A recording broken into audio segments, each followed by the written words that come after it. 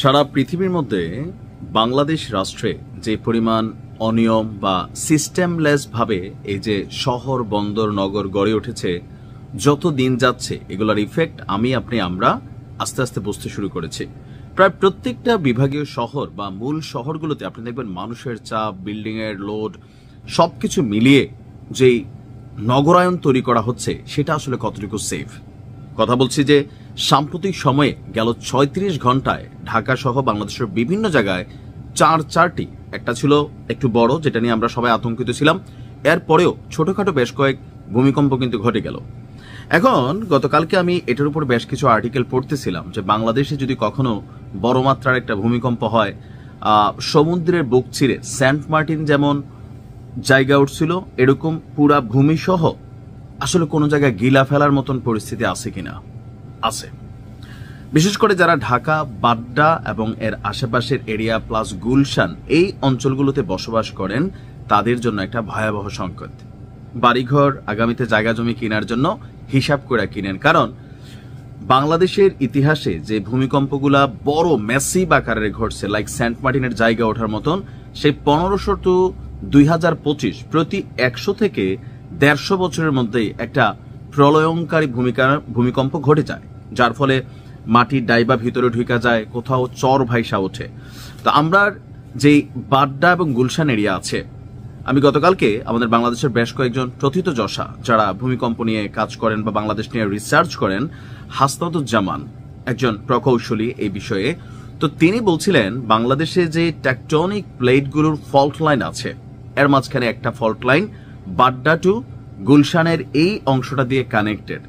So বাংলাদেশে যদি, যেমন আমরা জানি যে বড় কোনো ভূমিকম্পের আগে ছোট ছোট বেশ কিছু আলামত সিমটম কিন্তু ঘটতে থাকে, আল্লাহর গজবই বলা যায় বৈজ্ঞানিকভাবে, সেটা হচ্ছে ভূগর্ভস্থ একটা নাড়াচাড়া। তো এই নাড়াচাড়াটা কোন জাতির উপর আল্লাহ ফালায় এটা আমাদের একটু বুঝতে হবে। যাই হোক, তো এই যে টেকটনিক প্লেটের যে একটা লাইন থাকে, ফল্ট লাইন মানে দোষী লাইন বা ধরেন দুর্বল লাইন, সেটা হচ্ছে এই বাড্ডা টু গুলশান। অর্থাৎ প্রতিনিয়ত ভূমির নিচ থেকে আমরা যে পৃথিবী স্থির দেখি, বেসিক্যালি কি স্থির, এর নিচে দেখেন আল্লাহ কত কিছু রাখছে, আগুন রাখছে, ম্যাগমা রাখছে, লাভা রাখছে, আগ্নেয়গিরি যেটা দেখি গলিত সেই আগুন, যারা পৃথিবীর আগ্নেয়গিরিগুলো দেখেন ভেতর থেকে এরকম আগুন কই থেকে আসে, এগুলা ভূমির নিচে আল্লাহ রাখছে। এরপরে পানি আছে, কত ধরনের খনিজ পদার্থ আছে, তেল বলেন, গ্যাস বলেন, এগুলো কিন্তু সব ভূমির নিচ থেকে একটা প্রাকৃতিক উপায়ে তৈরি হয়।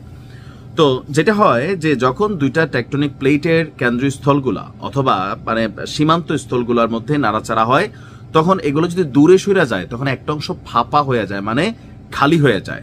আর এই খালি অংশটা বিভিন্ন কারণে বছরের পর বছর ধরে, যেমন নরসিংদীতে আমরা দেখতেছি কি 800 বছর ধরে এখানে একটা শক্তি সঞ্চয় হয়েছে, যার কারণে গতকালকে যে কয়েকটা ঘূর্ণিঝড় হয়েছে নরসিংদীর মাধবদী ব্যাপক ক্ষতিগ্রস্ত হয়েছে। ইভেন এই এলাকাটা কোনো সময় আল্লাহ না করুক বড় কোনো ভূমিকম্প হলে এই এলাকাটা ডাইবা যাবে। তদ্রুপ বাড্ডা এবং গুলশানের নিচে দিয়ে যে ফল্ট লাইন কানেক্টেড, আমাদের প্রকৌশলী সাহেব বলছিলেন যে দীর্ঘদিন পরে হতে পারে, এটা 2 বছর, 1 বছর, 6 মাস, 10 বছর, 50 বছরও হইতে পারে, মানে যখনই ওই ফাঁপা স্থানটা থেকে মাটির লেয়ার আস্তে আস্তে আস্তে আস্তে কমতে থাকে, তখন হয় কি উপরের স্তরটা, পৃথিবীর উপরের যে স্তর, মানে যেখানে আমরা বাড়ি ঘর ভূমি দালান কোঠা বানাই, এই স্তরটা পাতলা হয়ে যায়।